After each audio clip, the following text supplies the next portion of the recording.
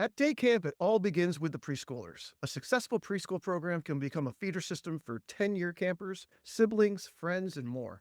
Great. So what do we do with these little kids? How do we keep them healthy, happy, engaged, and excited to be at camp? How do we take care of them on the camp bus? Lots of questions that we'll be diving into with our special guests. Welcome to Munchkin Land for the next hour. This is the Day Camp Pod. This is the Day Camp Pod from Go Camp Pro, bringing you the best ideas, strategies, and discussions in the day camp industry. You can find our show notes at daycamppodcast.com. The Day Camp Podcast is brought to you by CRS, Commercial Recreation Specialist, go-to source for recreation solutions that will ensure that your camp thrives. Explore their website today at CRS or Rec. CRS is very fun. Let me tell you about CampMinder, the #1 camp database in the world. Has the most robust offerings of services found anywhere. Every feature works together to create a policy system that helps your camp office run more efficiently while giving your campground state-of-the-art communication and financial. Check out the details at campminder.com. AM Skyer is the leading insurance and strategic partner for many of the finest camps in America. AM Skyer partners with camps to provide public relations, legal, medical, behavioral support, and more. Experience the AM Skyer difference. Learn more at amskyer.com. Welcome back to the Day Camp Podcast. I'm Andy Pritikin, Director of Liberty Lake in the Philly suburbs of New Jersey. I'm Sam Thompson from Crystal Lake Park District in Crystal Lake, Illinois. And I'm Jordana Grossinger, Director of Camp Robin Hood in Ontario, Canada. And today we are focusing on our littlest ones. So happy. You know, we recorded a thing about emergency preparedness a couple of days ago, which will be out next. And it's going to be a relief to talk about little kids playing. As compared to that is for damn sure. Different topic. Yeah. So we have back our friend Dave Thoensen from Tamarack, from one of the many Tamarack camps out there, but the one outside of Chicago. How you doing, Dave? I'm doing good, Andy. I think we were the original Tamarack camp. Well, maybe the second. Tamarack. Yeah. In New York City, there's a Ray's Pizza, and they all say the original Ray's Pizza. There's no C in our Tamarack. We're AK. That's awesome. That is awesome. So you're going to be hearing this, folks, after the ACA conference, or maybe during the ACA. Yeah, you know what? They might be getting this on Tuesday at the ACA conference. All right. So if you're listening to this and you're in San Diego and you're upset that the weather's not warm enough, you can complain to Dave. He'll be in the hallway saying hi and shaking hands, and he'd love to hear all about it.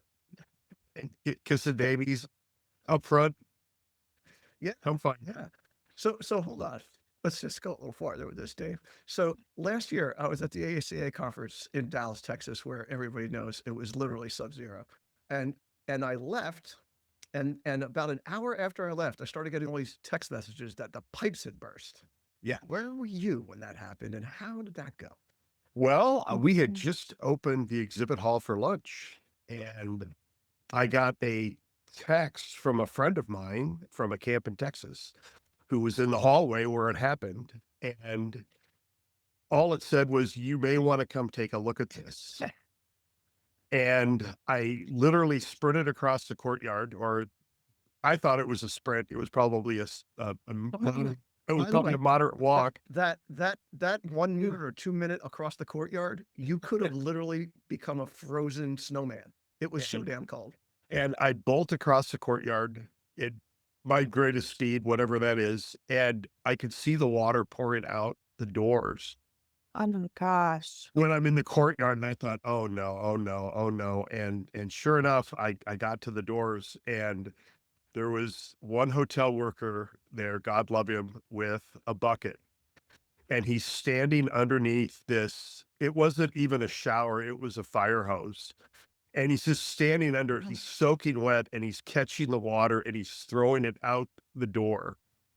And so I did what anybody in 2025 would do. I took out my phone and I started recording it, because really that was all I could do, and got some really unique video.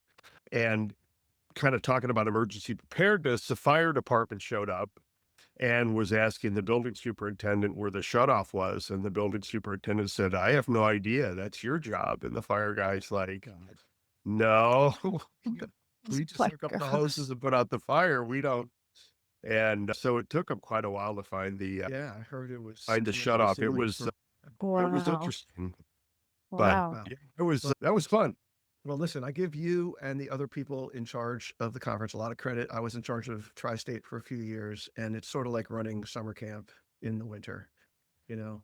And the thing is that the campers are a little feistier, and a little tougher at times because, Anyway, our next guest, not as exciting of a story necessarily, but anyway, Lauren Hi. Dermody from Elmwood. How's it going, Lauren? Yeah, I'm great. Thank you for having me today. So I'm why don't you Lauren. tell us how you got here? Tell us your little camp story. Sure. So I have a really long-standing relationship with Elmwood Day Camp. I was a camper there in the late 80s and early 90s. I then went to sleepaway camp, and then I came back as a group counselor. And then I went to college. I became a teacher. I got married. I had kids. We moved back to the area. My kids started going to camp themselves at Elmwood. And then Greg and Hillary, who are the two directors, were kind of like, do you want to come work full time? And here I am. During the year, I'm one of the staffing directors. And over the summer, I'm a division head for our youngest campers, our 3 and our 4-year-old. And I oversee that part of camp. Excellent, excellent. They snagged you off of a free agent there. So let's dive right in, okay? So 3 and 4-year-olds, and we'll go up to Yeah. 5-year-olds here. Yeah. And 5-year-olds too. Yeah. Preschoolers. Yeah, so preschoolers. I want to get big picture, Lauren and Dave Yeah. especially, and Sam and Jordana also. I sort of take myself out of this. I am not an expert in this field. I raised 2 kids that did a decent job, but as far as programming, these little ones, not me. What big picture programming goals for little kids, right? What are we trying to accomplish, in your camps? You can go ahead, Lauren. When you were kind of sharing the outline of this discussion, I was just jotting some things down. So I think big picture when we come up with when thinking about our programming, intention is probably top of the mind. It's really important, especially when it comes to working with 5-year-old children and below, because it's not like we are taking big kid camp and just doing it on a smaller size, a smaller version. We're not doing that. I know facility is different at every single camp, but facility does matter, and not necessarily like the size of the facility or the way that things are created, but it is, or I guess it is the way that we create space within larger spaces for our small bodies. Like a big field is going to feel really overwhelming. So the way that we can make it feel smaller so it's more accessible. Right. And let me interject because she's a Yeah. humble person. She's not going to brag about her camp, but they're really good with little kids, and they're a small place to start with. It's Yeah. not a big footprint. Right. And they have a lot of really age appropriate small things. So when she says a big field at Elmwood is a very small field. Okay. Yeah. Um, Right. but yeah, Yeah. We do have Elmwood is like, famous. Yeah, Elmwood is yeah. famous in the New York metropolitan area of doing a lot with a little in regard to Yes. programming, especially for Yeah. kids. So That is, yeah, no, that is definitely true. I also was thinking we use a lot of imagination and creativity when it comes to the way that our program is planned. Also flexibility, when it comes to working with our youngest campers, the best laid plans, can often go awry. We can have a curriculum set out for our specialists and our group counselors to follow. But of course, once you get to every single activity, flexibility is key. But I think intention, I guess, is probably the most important component here I'd love to, behind. Yeah, yeah, go ahead. I'd love to dig into that a little bit more. So my background's as a speech language pathologist. So like the little ones and like the language and all the Yeah. other skills that they build at the same Yeah. time kind of sticks out to me. And I think that builds off of that intention piece for sure. Yeah. And just for our Canadian listeners, Ontario listeners, that's the province in Canada for a little geography lesson. There is a law in Ontario that we can't have under 4-year-olds at our camp. So they need to go to licensed daycares instead. So some of our Ontario listeners won't have kids that little. And it might depend in other states too. I'm not sure. But just based on the legislature, we're not allowed to have under 4-year-olds. But we start at 4, and they're my favorite at camp as well. Not that we pick favorites. But in terms of intention, like when we talk about programming, there's definitely the programming aspect. But like, can we talk a little bit about what other skills we're trying to bring out in our younger kiddos at camp and kind of how we accomplish that and how you accomplish that? Yeah. We have, especially in our athletics, there is a big focus on gross motor development and also social emotional skills. And so earlier when I was talking about kind of imagination when it comes to that programming, yes, the campers are, even our 3-year-olds and our 4-year-olds are learning soccer skills, like how to dribble a ball, for example, basketball skills, how to do a chest pass, or T-ball, how to hit the ball off of a tee, but it's all done through games and fun, obstacle courses, things along those lines. So these built-in activities, and I know Andy said we'll be talking about staffing later, hopefully, but staffing is really part of this also, right? Because not every staff person is created equally when it comes to working with young children. We have to have a really specific kind of person who really enjoys and wants to learn about this age cohort and participate in their development. Yeah. But yes, Yeah, well, so there is. the- Go ahead. Lauren, it's interesting you say, about the staff. You have to want to work with Yeah. 4-year-olds and Yeah. 5-year-olds. We have a 2.5-year-old program we run off site as well. It's kind of an extension more of our preschool than it is of the camp program. But it, just as Lauren said, everything is intentional. It's a separate program. It's a camp within a camp. So you have your athletic program that you may run for everybody else, but then you have your athletic program that we call them munchkins, as I'm sure most of the rest of the camp world does. And so you have a separate munchkin program, you have a separate munchkin athletic, you have a separate munchkin special activities schedule. They don't necessarily follow the same activity schedule as everybody else. You have a separate leadership staff. So, you have 3 directors as opposed to 1 unit director, for like a boys and girls camp. You have 3 for, 80, 90 kids. So, I mean, it's just, it all operates within a camp within a camp, basically. You Yeah. have different strategies for buses. You have different strategies for, Yes. for arts and craft curriculum is different. You tie it in with story time. And then you do a book of the week, or you do a couple of books of the week, and tie in your art and craft program that way. I mean, it's really hard to describe because it's just, everything is different. Yes. When There's you so were many different- when you guys were talking about intentionality and flexibility, this age group may get hung up on finding a frog or seeing a caterpillar on the way to where you were going. And you've got to let them have that. You've got to let that Yeah. teachable moment play out, because they're learning so much from just that, as opposed to got to stick to the schedule. And it does take staff that have that patience and can redirect or, hang back when it's time to do that. So, Yeah. Yeah. Yeah, totally. Dave, we call them munchkin, we call them munchies at Robin Hood too. So you're right. There's a lot of us that have similar naming conventions for that. And I think that all these things kind of build other skills like independence and stamina. Like if we take those little ones and we start on the first day, like there's stamina for doing in day camp, sometimes like 7 to 8 or more periods a day. Like it is hard. And I think you're bang on with the staff have to be ready to, we had to re-coordinate our whole schedule because we have their unit on one side of camp and archery on the other side of camp and canoe closer to their unit. 5-minute travel time. How frustrating must it be for our 17-year-old staff to walk them from that side to the other side? Like, you need to take into account how long it will take for their little legs to walk from like one side, and we have to stop and watch the bugs and do all the things and go to the bathroom and go back to the bathroom, right? So if we get like all those little touches that we have to consider when we're planning, and that all takes. Let's really quickly, I was thinking it might be a cool thing. Yeah. Really quickly, let's just go around and talk about what your schedule looks like without going into detail. What is your schedule? Jordana, you were talking. Oh, now you're coughing, but you were talking. What's the Robin Hood schedule for your munchies? Real quick.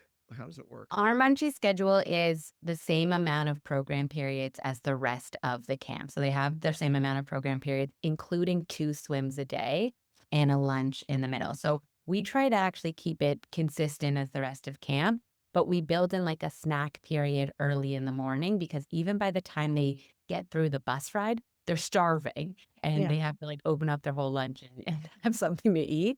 And so we build that in the morning, but they still do the 2 swims. A pain point for us in our schedule is the change period after swim, which is the same time as everyone else. It's 25 minutes, but those staff, we give them gold medals for getting through a change period with the little ones. They deserve it. Oh, Yeah. it's full combat. I mean, it's yeah. Oh, it's management. It's management like It's at a a siege. doctorate level Yeah. of management. Yeah, totally. I Yeah. live in the change room after swim because all hands on deck. Look, Yeah. you're a good division leader. You know, Yeah. and then you get that parent phone call where they're like, my son came home without a sock today.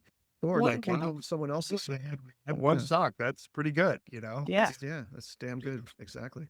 So, So true. what ours is similar to Jordana's. As far as activity periods, we blocked out an hour in the mornings now that we send them to. Ours are called the Turtles, right? So they go to Turtle Town because they move slowly, and they do 3 stations, 3 20-minute stations at Turtle Town that are get programmed. Short attention span theater. And some of it is theater. And Yeah. that seems to work really well. And then they'll have a regular activity period in the afternoon. But then the 2 swims and unstructured play, built in, with special events and all that too. Yeah. How about you? Our- How's your? Oh, sorry. Go ahead. No. Go. Our littlest ones are called stepping stones. Our 3, 4, and 5-year-olds are stepping stones. And so we have different lengths of the day for different age groups. So our 3-year-olds stay till noon. Our 4-year-olds can stay till 2 or for the full day. And then our kindergartners as well. We offer mini day kindergarten and then a full day kindergarten. And actually this summer, we're offering an extended threes program, I believe until 2:00 also. So that'll be new for us this summer, but within the time constraints of the day, whichever it is, if it's a longer day, they do swim twice. If it's a shorter day, they only swim once, but they get lunch and snack, like you mentioned, and then a fair smattering, if you will, of creative arts, performing arts, and athletics. We try to keep the way that the schedule is. We have something called our performing arts lawn. So all our performing arts activities are in the same part of camp. And then the other parts that are stepping stones utilize other parts of camp are in the front of camp. So we try and have arts and crafts and athletics in the same chunk of the day. And then if they're over on the performing arts lawn, they'll have, music and drama at the same time of day so that the transition between isn't so rushed or hurried or stressful. We do kind of similar to everybody else. 4s get 1 swim. Or I'm sorry, the 3s and 4s get 1 swim. The 4s and 5s get 2. We keep everything Okay, within. wait. Let me go back. So will they still do a full day and they only get 1 swim, or is it just Yeah, they do a full day, Really they do 1 interesting. swim. They do That's 1 really swim. interesting. Because a little think bit- about that full combat we were talking about, right? You're cutting Well- down on that. Well, you cut down. Basically, what you're doing is you're adding more program time and less time trying to find socks and shoes. Can't get people dressed. I think it's a great idea. Yeah, Yeah. and so we thought there'd be some pushback on it, but there really wasn't with it, and so it that components worked out pretty well. But we keep when I say we operate at a camp within a camp, they have their own section at camp. So their arts and crafts is there, their athletic field is there, their clubhouse is there. They actually use the indoor space that we have for our school as their clubhouse spaces. A little bit more sheltered, a little bit, quieter during a thunderstorm, stuff like that. But, they don't really have more than about a 25-yard walk any place that they're going over the course of the day, other than one of the pools. And that takes forever. Yeah, those little legs. And do you have a separate area for those programs? Are there separate staff running those programs that are just for the preschoolers? Yes and no. We do. I listened to I was plowing over the weekend. We were talking about listening to the day camp pod when we're plowing snow, and we use some contracted staff, and so we'll carefully selected contract staff. We'll move them in to do some of those activities. We have some other staff who are either leads or assistant leads in certain program areas that will move them in to help deliver munching program. But again, they're the people that they've got a softer voice. They've got, maybe a little bit higher voice, a little bit, they just, you look at all the different components that go into things that can upset a 3 or 4-year-old. And, you try to find those kind of, very stereotypical, preschool type Well, I teachers. think it's money well spent. The Day Camp podcast is brought to you by CRS, Commercial Recreation Specialists, your go-to resource for the latest programming and recreation solutions to help your campers thrive. Check out the all-new Water Tag, where campers suit up in special vests and blast away with high-powered water launchers for the ultimate splash battle. Rev up the fun with new Pump Tracks, a modular, easy-to-install bike course that brings the need for speed to any camp setting. And when it's time to cool down, FLX Shade delivers stylish, innovative shade with maximum coverage and minimal impact on your site. CRS also offers prefabricated cabins, pavilions, and restroom buildings. Everything you need to create a better camper experience. For more info, visit crsforrec.com. That's CRS, the number 4, REC.com. CRS is serious about fun. You are a leader of your camp and a pillar in your community. When your customers put tremendous trust in you, Campminder's powerful management tool delivers the day-to-day task support that helps you make every moment memorable and every summer stellar. With 20-plus camp-specific tools in one, Campminder's user-friendly platform is backed by a full team of engineers who are constantly thinking of ways to help your camp stand the test of time. Visit them today at campminder.com. Let's just talk We about had, that a second, because it's such an interesting area. So I've worked at camps and I've visited camps that have all different views on this, right? Size of the group, the components of the group, right? I'm curious, size of a group and who you're putting in there. Meaning, I've been at camps where it's a mom that's in charge of the group. Like that's what they promise, high-end day camp, right? Or it's an adult, or it's a teacher, all that kind of thing. And then I've been at camps where it's, oh, no. It's a college kid and 2 high school kids because they're fun, kind of approach. And they're good. Trust me that we've vetted them, like Lauren, they were campers here and they came up through the system and all that kind of thing. So I'm just curious what you guys do. We have generally an adult female and then 2, 16 or 17-year-old sidekicks for it. And our youngest ones are co-ed. And then the kindergartners, we go single gender just for the changing room aspect of things. But I'm curious what you guys do.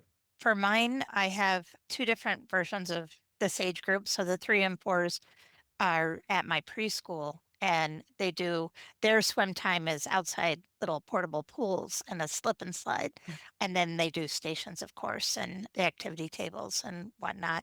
And it's it could be half in the morning or half in the afternoon. They could do both. So that's a ratio of like 1 to 6, 1 to 8. And there are regular preschool teachers. But then our 5-year-olds are at Pee Wee Camp, which is the name of our little guys.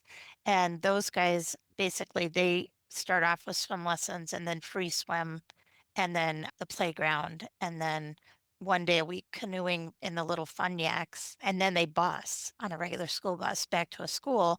And there we use those little pools to do our activity tables, with all the different sand or textures and things like that. And we do stations like you guys had been talking about. And it's a 1 to 6 for those guys because they're by the water all morning.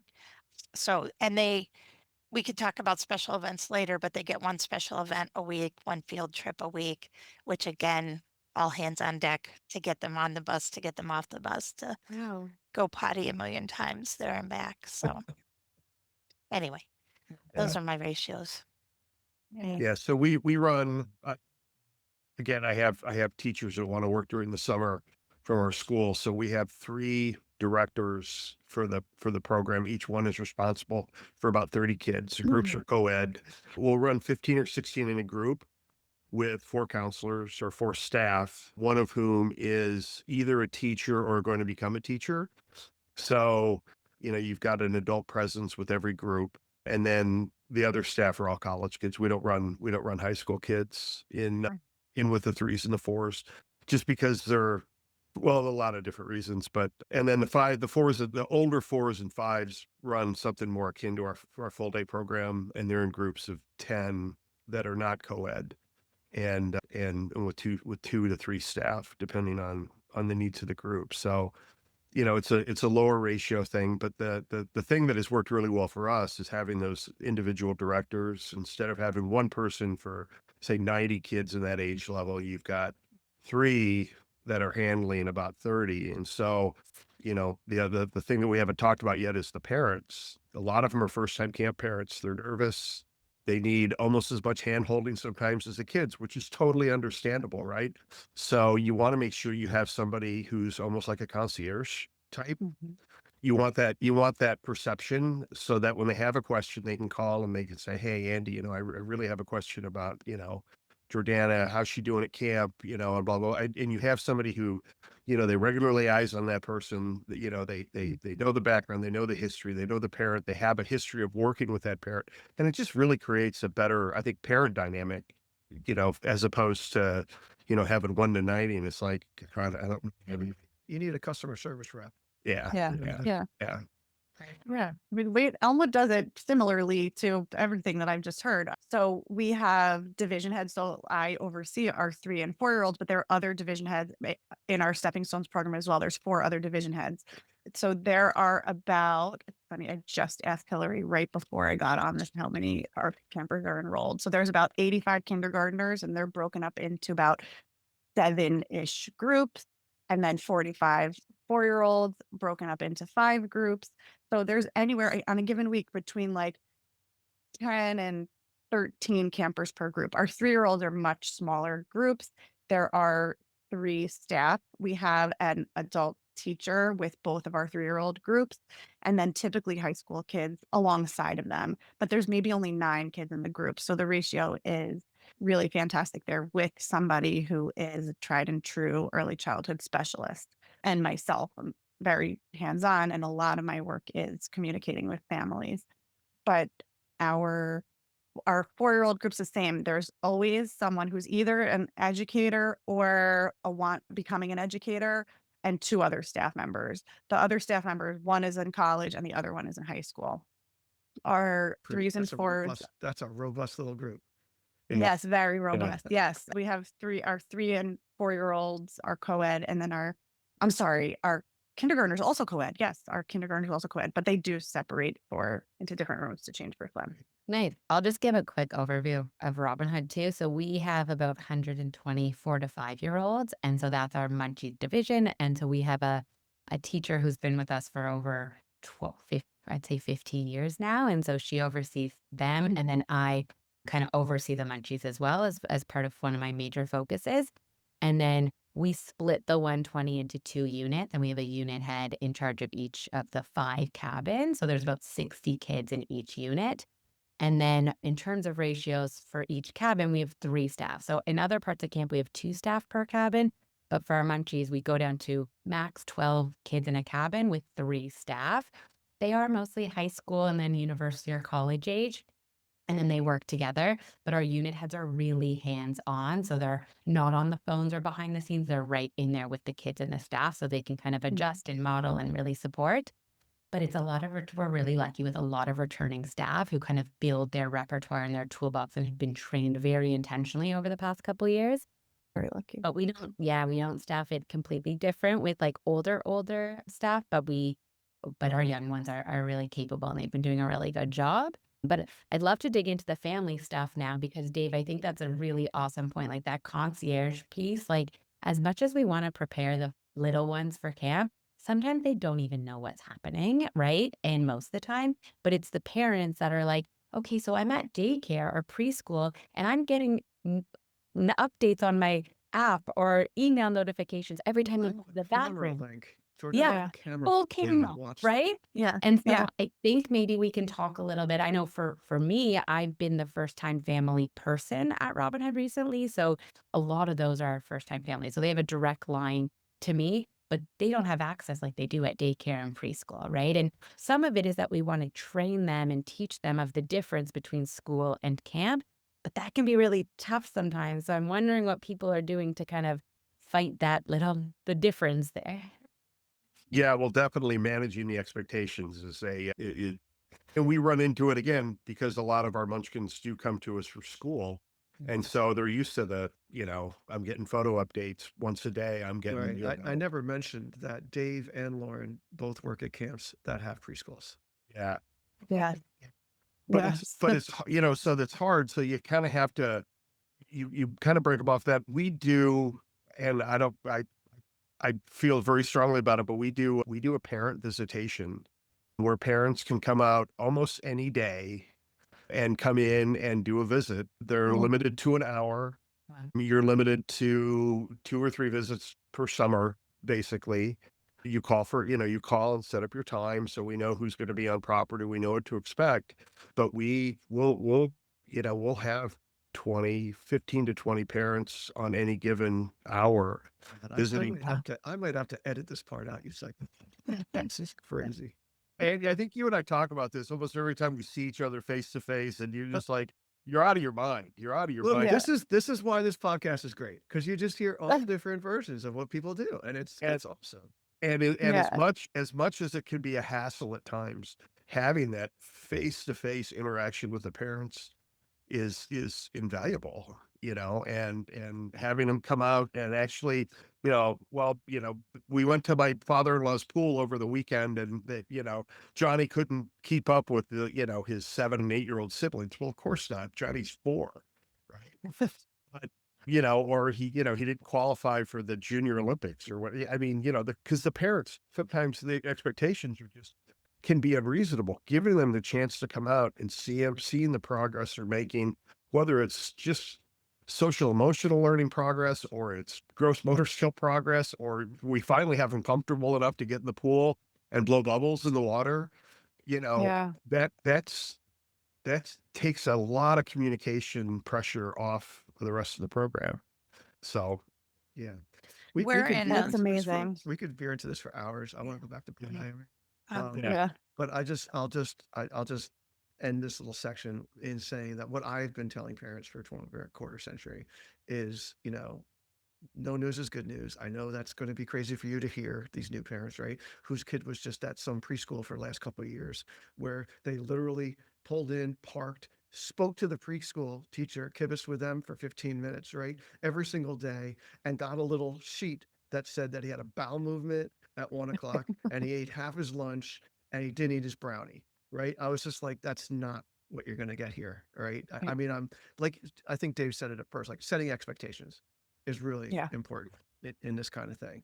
And I tell the parents, I said, this is going to be a growth experience for you also, as part of this, and they, I don't know. As I get older, I have more guts to say things like that to parents' faces, Yeah, I was about to say, I don't say those things. Yeah. Maybe well, this it's time. true. But the thing is, they look at us as camp director people, right? They look at us as experts, right? Yeah. So sometimes I flex my expert muscles just a little bit with them. And Yeah, makes them it's a feel- balance. It's like makes a them feel balance, right? confident. We want them to trust us. So I go, communication is more heavy-handed with the stepping stones than it is with the upper village, right? Because Of course. the older campers need a lot less. Parents are asking a lot less. They have been through all the years of camp, but when there are these new first-time parents who are sending their kids and getting a lot less communication, communicating about the level of communication, I think upfront is key. But I try and give them a little more. yeah. Well, I'm in listen, the every clientele is different too, right? I mean, Yeah. Lauren, you guys charge a lot. Yeah. And you're in a Yeah. very, very high end area, Yeah, right? I mean, expectations are higher. yeah. We're in a public Yeah. park, so they can come anytime they want to watch, which then we had to put some expectations on that if you're going to come watch them, that's fine, but you cannot take them away from their counselor or the group. If you're, trying to watch a normal day, if they spot you, it will not be a normal day. Yeah. So Yeah, exactly. That's why Sam, That's hard. I really don't. I don't know how you do that. Andy to Sam, there's a parent with binoculars on the other side of the lake. I hope it's a parent. Right.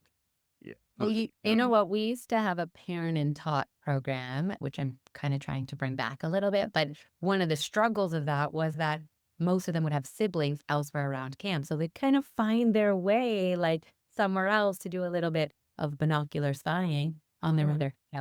But I think I just want to go, I know we want to move on a little bit, Andy, but the point Lauren made about communicating about communication, I think is a really, really important one. Like the parents don't know what they don't know, right? So to even have that conversation of, hey, no news is good news. We're going to help you a little bit more, but we're trying to build your own stamina to get to the point where like, we're good, right? So Yeah. if you get a call from camp, yes, it's going to freak you out, but know that we left a voicemail. Check the voicemail before you call us back, kind of thing. Like, we have to train the parents, Yeah. Yes. meet them where they're at, right? And Yeah. Slow down. It's like building did- resilience a little bit Yeah. in the My young compromise on that, which we did for a while, was I created these weekly, okay? So they got them on Friday, and I created them almost like Mad Libs, so that the staff could literally just write it in. Like, this are his friends are, his favorite activities are, he likes Oh, doing that's this, cute. thing he learned this week was this, that kind of thing. And it was just, it took That's the cute. counselors a minute or two to make, and it went home with the kids.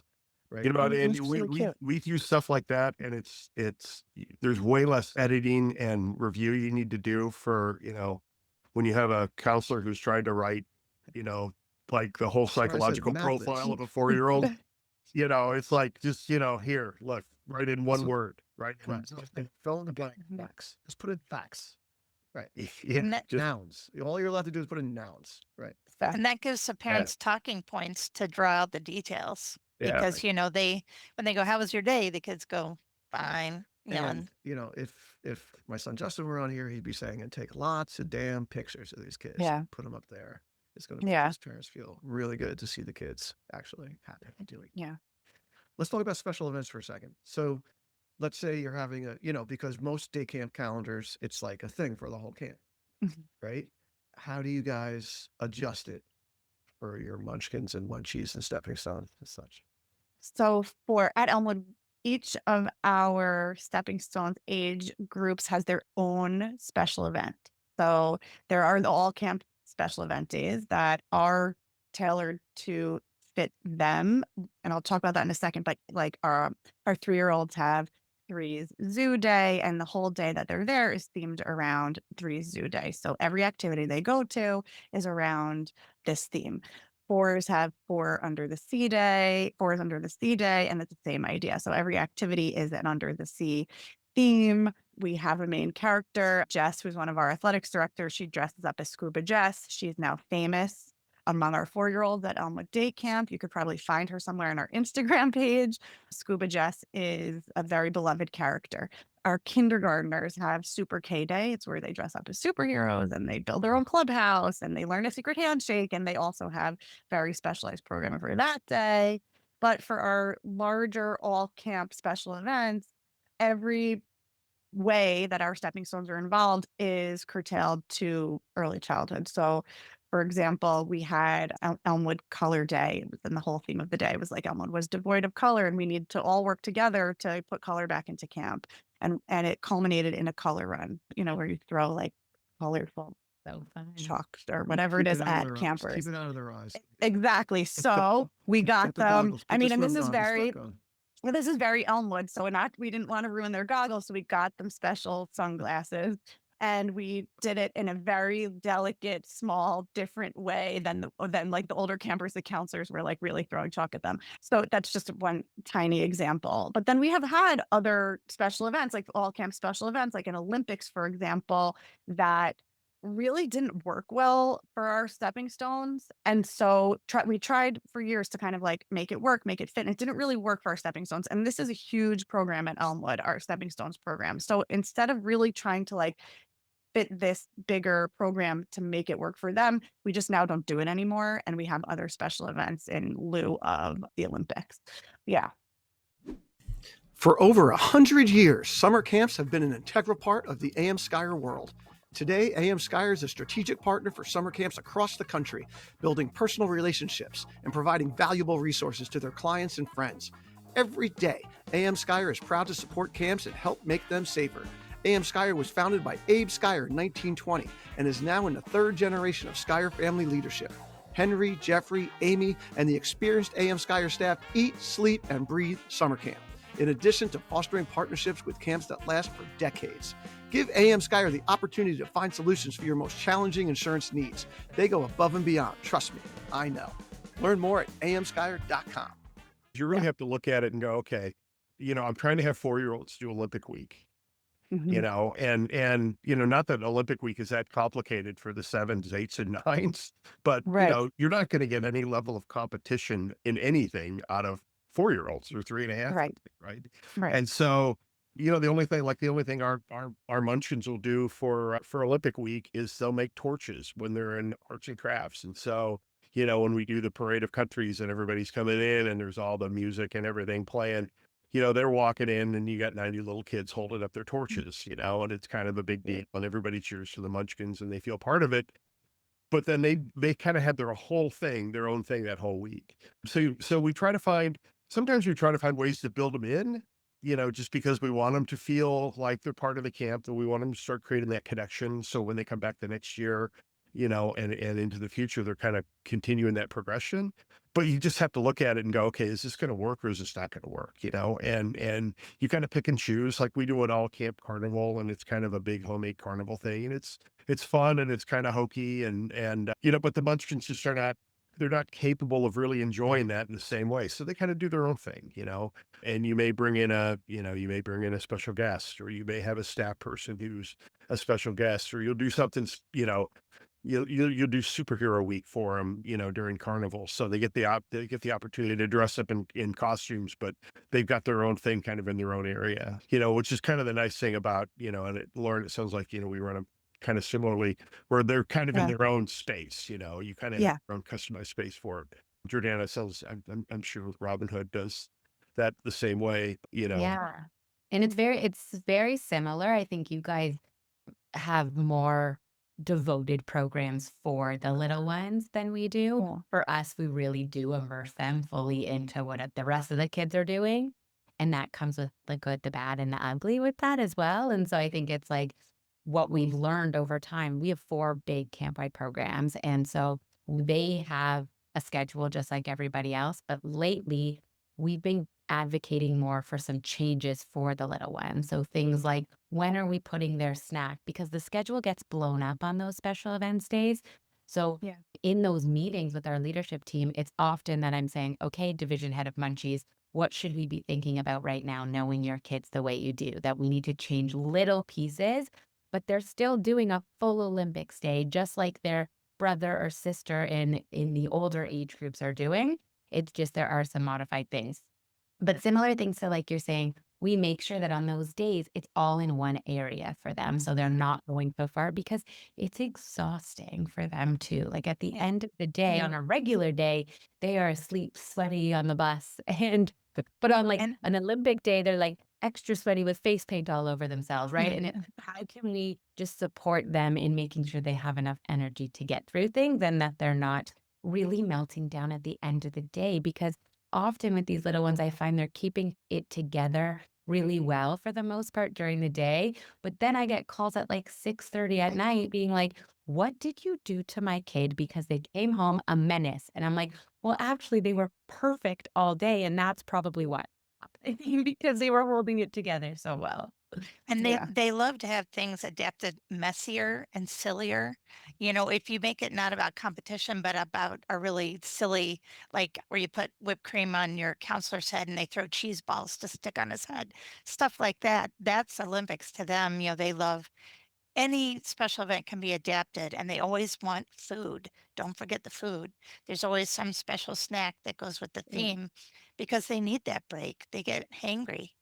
And yeah, if you put them in the car seat to go home at the end of the day and they fall asleep right away, we've done our job, you know. Except when the parent tells you, and then they slept until 9 o'clock, and then they were up until 2 in the morning. So we had a lot of success with getting preschoolers right after the pandemic, and then I had a few bus routes coming from the city, so it was a farther bus ride that I didn't realize it sort of until it was too late, that they were like 80% preschoolers on these buses, and a lot of the kids didn't come back because the bus rides were brutal, behavior wise, because we didn't adequately prepare our staff in how to do, right? These were not, we talked about how important it is to get staff that love preschoolers to be with preschoolers, though. And then all of a sudden on the camp bus, it was like, holy crap. And we're trying to hold these kids at bay for 45 minutes or whatever, right? So I'm just curious if any of you guys do any training to your bus staff. I know, Sam, you don't necessarily have that many bus rides, but to help with those little kids, to help give staff who don't work with little kids normally some mentoring. We do. We have a few days of transportation orientation before camp begins. So for any, sorry, I'm speaking too quickly. We have a few days of Sounded great. transportation orientation before camp begins. And at those orientations, we are training our staff, obviously, about all the safety focused features that they need to know when it comes to riding on transportation with young children. Yeah, we're good. Yeah, how to put a camper in a car seat, how to put a camper in a booster seat, what to do when a child is crying, how best to entertain them. We have an Elmwood playlist and sing songs, and we have bus bins of toys and things along those lines, ways to keep them engaged. We really see transportation as an extension of the camp day. So the staff that we hire, they make a nice premium in order to extend their day working. And the expectation is that they are engaging with the campers for as much as the campers want, because a lot of times, like Jordana was saying, they're passed out, sweaty, and drooling on the bus because they're so tired from a long day. But if they have needs, whatever they are, on the way to camp or home from camp, our staff are very much trained in how to engage with them. Our youngest campers are always sitting in the first row or two of our camp vehicles. We have vans and mini buses only, but from New York City, we do have big buses and only a handful of 3 and 4-year-olds. And talking about transportation and the length of the ride with families before camp begins is part of our enrollment discussion, because that's a big deal coming from the city, because it is a 45-minute bus ride to and from camp. Yeah. Wow. Well, back a long time ago, we used to run completely separate buses for our munchkins. And it just got to the point where it's like, you're running, you're running a bus with 6 kids on it. It economically, it wasn't a feasible thing to do. And, it didn't provide the same experience. And actually the rides were longer, but, we try whenever we possibly can to have them in the first 3 or 4 stops on, and our bus routes are only never more than 12, 13 stops anyway. So they're pretty small, and we just all do suburbs. We quit doing the city of Chicago years ago. But, you try to have them on or off as early as you can. You try to have munchkin staff on the buses on, if you possibly can, where you have a concentration of them. It's a little bit trickier. And then, you let the drivers know. I mean, you're doing all of the, you do as much prep work as you possibly can. You put an extra counselor on there. Maybe you have a CIT that can help out with the munchkins as well. And then you just hope that they fall asleep as quickly as possible. So that, On the way home. Listen, that I tend to have these issues. These kids are already Yeah. looked up, and they got the energy to spend and nowhere to put it. yeah, That's a real It's, thing. yeah, but it's the transportation component is, I wish there was kind of a magic, a magic wand that you could wave over that. And have Look, this I thing think be part of the perfect, but- magic for you, at least for Jordana, Dave, and Lauren, is you guys have a lot of these kids, and therefore you have a lot more staff that you can spread out on these buses, which you're Yeah. fortunate for. Which I will- helps. Which I helps. will say though, Andy, we had a very similar trend. Like there was like this huge jump in the little ones that were coming. But for us, our radius is really big. We're just outside of Toronto and we go all the way in. And some of our bus rides are really far. Some are door to door pickup and some are neighborhood pickups. Again, our philosophy is like it's not crazy different for the little ones than it is with the older kids.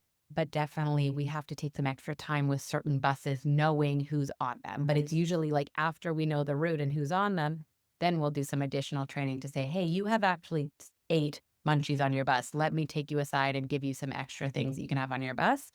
But we, in the city, probably our farthest stop, we had 2 buses filled. And I swear the majority of them were under 6. Maybe the entire bus, both buses were like under 6. People had a lot of babies when the Oh pandemic. yeah, there was Yeah. a trend. It's a hot area in Toronto to go live in. And by the way, their social skills. Right, but and also that's where we don't have a lot of bus counselors, right? In this, Yeah, like that's most my of our prediction. staff are nearby, so it was a real tricky time where it was like we don't even have a lot of staff to pull from in those areas. I would have loved to do what Dave was saying of like add more staff, but I didn't even have them in those areas, and so getting creative about what we can do. We ended up just making it one stop, and then you go straight to camp, right? There's nothing else breaking it up. But then you get like, they have to pee, like coming in, or there's a meltdown. They all have my cell phone number. So I get a lot of calls before 8 o'clock in the morning of like, what's going on? But yeah, it's tricky. And I think it's worth paying attention and saying, what are all the things that could potentially happen? And what are we doing as a team to add some more things in there? Well, and if you've got a weird dynamic of, with a 4-year-old or some, a couple 3-year-olds, and you're trying to get some extra hands on the bus, I will gladly pay a counselor. Lauren, I think you called it a premium, which is much better than the bonus that I call it. But I called it. I just cut to the chase. I will give them, Sounds fancy. 1,000 instead of 500. If we can keep that, if we can keep that camper and more importantly his mother happy, and get him to camp, happy and efficiently and well cared for, and so sometimes you have to kind of go, okay, well, how much is it worth? What's it worth to me? Well, and that goes back to right where we started. I'll tell you how much it's worth. That kid could be with you for 10 more years. Yeah, Yeah. It really is. All right. So what we're going to do now is we're going to go around and because I listened to Sam's interview podcast as she did with Matt, and she said, we really should bring back the program tip of the week. So guess what, guys? We're premiering it back with you all. So, but this is a preschool program thing, right? So, Yep. so you guys get a little chance to think about it because Sam's going to go first, then I'll go, and then we'll give it up from there. So go for it, Sam. Okay. So with preschoolers, when they try to do art projects, there's a lot of mess. And if there's too much stuff on the table or in their way, it's really hard for them. So I get cases of copy paper here at the office and I save the lids. And then each child gets their own lid. And within the lid, then you put whatever they're going to paint on, or whatever they're going to paint with, because they love to paint with things you're not supposed to paint with, like toothbrushes or a hairbrush or natural items that they picked up on their hike. But this way, the paint stays within your box, which you can use for marble painting, all that kind of stuff. But you can put their name on it, they can decorate it. And then every time they go to do art, their supplies are in their box, not rolling off the table and, whatever. So that's worked out really well and they're free. You're just not pitching them when you unload your paper. Great idea. Sam, I bow to thee. You got awesome stuff. Budget friendly. All right. So mine, I credit this to Brandy, who's my director, overseas program. This year, we're doing a stuffy sleepover. So the kids are going to bring in their stuffies and prepare them for the evening. And then we're going to keep some staff back and we're going to pose them in various things, doing all activities around camp and take photos of it and print them out. And the kids will come back the next day and they'll, listen, they need to sleep late. The kids, they were up late last night, and whatever. We're going to come up with a whole. Oh, that is so really cute. do it. And we're going to do that for the preschoolers up through first and second graders, entering first and second graders. I'm totally bringing that idea back to the team. That's really cute. All right. Well, listen, if you see Brandy at Tri-State, please I'll tell her. give her some credit. All right. Because Sure. I don't want to steal her thunder. All right. Who's up next? I don't know if this is as much of a tip, Anything. but okay. So our kindergarten, we like to say that Elmwood grows as they grow. I guess that is true of most day camps, right? The program grows as kids grow. So our older campers starting in first grade have something called club, where they get some choice in their day. They get to pick out of, let's just say 15 clubs, and then they do that activity every single day for a week. And then on Friday, they pick a club for the next week. So in order to introduce our kindergartners to what they're about to experience the next summer, they have something called K Club. And it is run by their group counselors. And what made me think of this, honestly, when you said stuffy sleepover, one of the clubs is a sleepover club. And they do all sleepover related activities. And they do something different every single day. But then they have a sports related club, an art related club. They built like fairy houses in one of their clubs. Anyway, it has been so successful that this coming summer, we're doing it twice.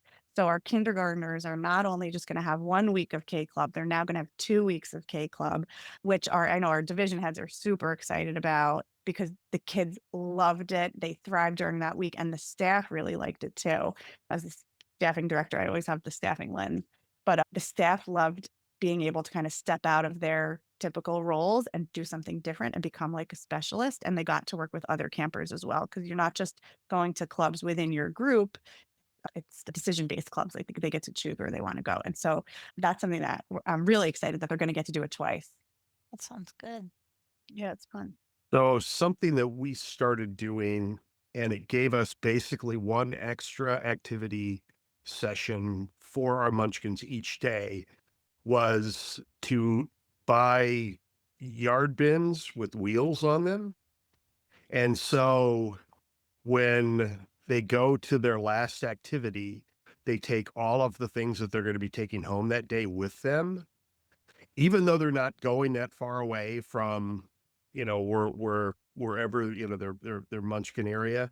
Their stuff is still going with them so that they are able to finish their last activity. Most importantly, go to the bathroom, because they have to, you have to get those kids in a bathroom before they get on the bus, because every bus will be stopping, and they've got all of their stuff with it. And it's easier to carry, 15 backpacks in a cart than it is, to have 15 of those kids trying to carry their backpacks with full water bottles, because you want them to go home with a full water bottle.